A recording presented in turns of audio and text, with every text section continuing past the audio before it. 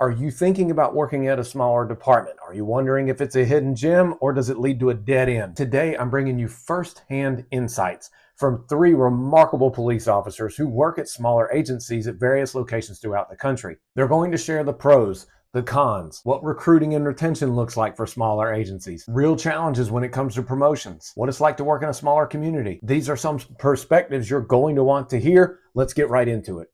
Hey Scott, thanks for asking me to appear on this video. The advantages and the disadvantages of a small jurisdiction versus a larger jurisdiction. I think some of the advantages of working for a small town are you get to know your community better. You get to patrol a smaller geographical area. You just get better knowledge of what's going on as opposed to perhaps a larger community where you're bouncing around from various districts or beats, etc. Smaller communities, you may be limited in promotional opportunities. You may be limited in specialized assignments. You most likely could be dealing with a smaller budget, which means you could have what training opportunities that are provided might be on a smaller scale compared to, again, larger agencies where you might have a training division. You just may get more exposure to various aspects of law enforcement. I tell you though, as a chief, so my community here, we got about 34,000 residents, about 36 square miles. So I think by definition, we're probably more of a medium-sized agency, which I think is kind of a sweet spot because we're small enough where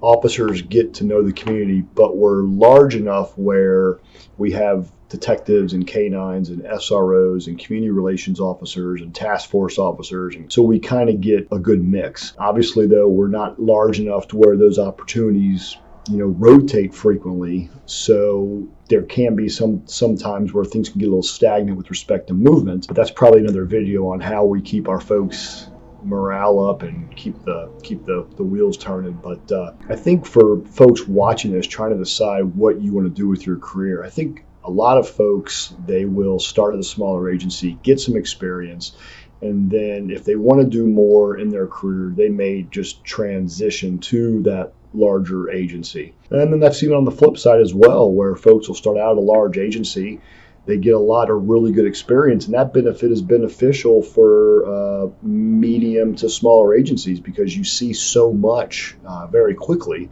that if you want to bring that experience down to a smaller mid-sized agency, it's often welcome. If you're researching on where to go, what to do, there's pros and cons to both. It's probably what interests you the most. And if you're from the community, you may want to give back to that community as opposed to just going to a larger agency and just being a badge number. So lots of advantages, disadvantages. I think it just comes down to personal preference, and happy to help anybody who has any more questions. Please don't ever hesitate to reach out to me. Scott, post my information here on this video, and appreciate the opportunity to talk to you. Have a great day. Listen up, everyone. I want you to focus in on me.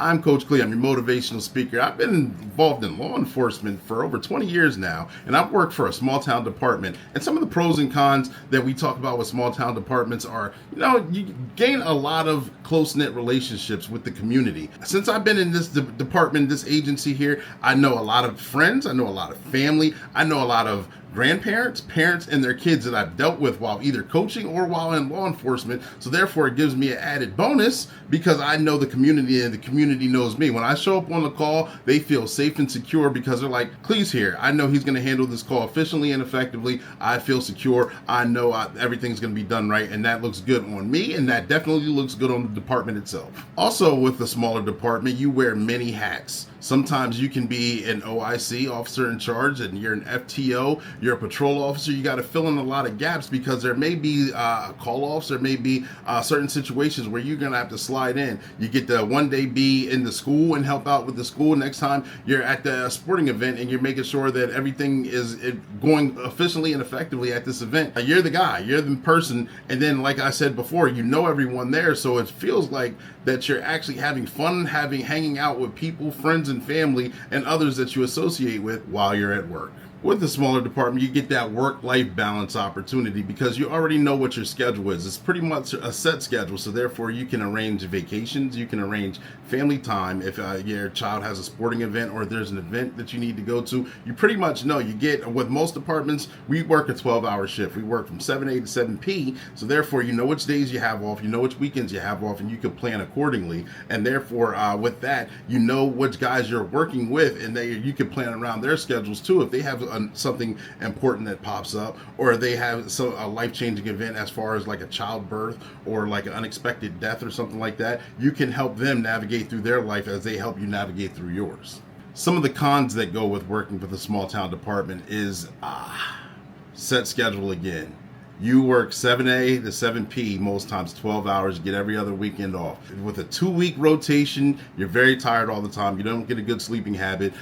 There's, like I just said, I know it's a pro and a con, but you still miss out on some family activities. You don't get to have the workouts that you're looking for. It's a lot of putting yourself into the profession, which is needed, but it takes away a lot of your personal time because then you're using your days off to recover from patrol. Another con would be the limited resources. Okay, if there's a major call out, sometimes most departments do have backup generally within a few minutes, but there's still those departments that may take a little while, 15 to 20 minutes for backup to get there. And if you do have the backup, you may not have the manpower to do a perimeter, you may not have a K9 for a search, you may not have a DRE, so many different things you may not have it that you would need in that moment. Where larger departments, they can get them on demand. Departments with a smaller size, you have to kind of pull resources from various places to get those resources to you so you can handle that issue and that problem or that critical incident.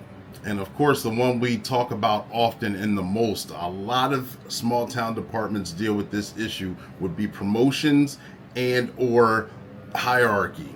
You know, if someone gets sergeant, lieutenant, captain, or chief early, you could pretty much guess that they're going to stay in that position for the remainder of their career. If you're looking to climb that ladder with that department, you may not be able to get as many opportunities as larger departments will. They may only have a few slots available for that. So therefore, you have to set yourself out from the pack. Don't diminish yourself. Always be the best officer you can be. But there comes those limitations where you may not get selected, and it becomes frustrating as well. So there you have it, a few pros and a few cons with smaller departments from my experiences and from talking with people. If you have any other questions or anything, make sure you check my channel out. Black and Blue, it's on YouTube and LinkedIn. We go live Thursday nights at 7 p.m. You guys have a great one. I'll talk to you later. See ya. Hey, Scott, I want to thank you for allowing me to join you today. My name is Chris Workman. I am the Chief of Police, and I am the host and the originator for the Deep Blue Project. You asked me to talk about something, and we were discussing recruitment and retention. And I think one of the biggest things that I've seen about recruitment and retention over the years is it became the buzzwords because a lot of departments, we were losing people at an alarming rate. And we were losing people because of the defund the police movement. We were losing people because legislators had changed a lot of things in a lot of places. So as far as recruitment and retention, as the broad spectrum of it, it's a tough place to be for a lot of these states and these small departments, because we focus on small agencies, right? So my basic thing has been, over the years, people have tried to to fill the void, I guess, so to speak, of people leaving and kill people from leaving their agencies because they blame the fact that departments use bonuses. And quite honestly, the way that I look at it now, there's departments out there that are giving $20,000, $75,000. There's a department in California who've been giving away $75,000 bonus for years, and nobody's going there. Unless you're chasing the money, unless you have people that are chasing the money, they're not going to those places. Because one, either the culture's bad, or two, they're so low on personnel that they're working their asses off. But if you're losing people, there's only two reasons why you're losing people. One is they're either chasing the money, which you're never going to stop because they were just looking for the better deal anyway, or your culture is bad and they don't want to be there. So that's the only two things that people leave for. Because if you're giving your people what they need to survive, if you're about their health and wellness, if you're about taking care of them and their families, if you're about helping them as much as they need help, they're willing to help you. They're not leaving. They're not going anywhere.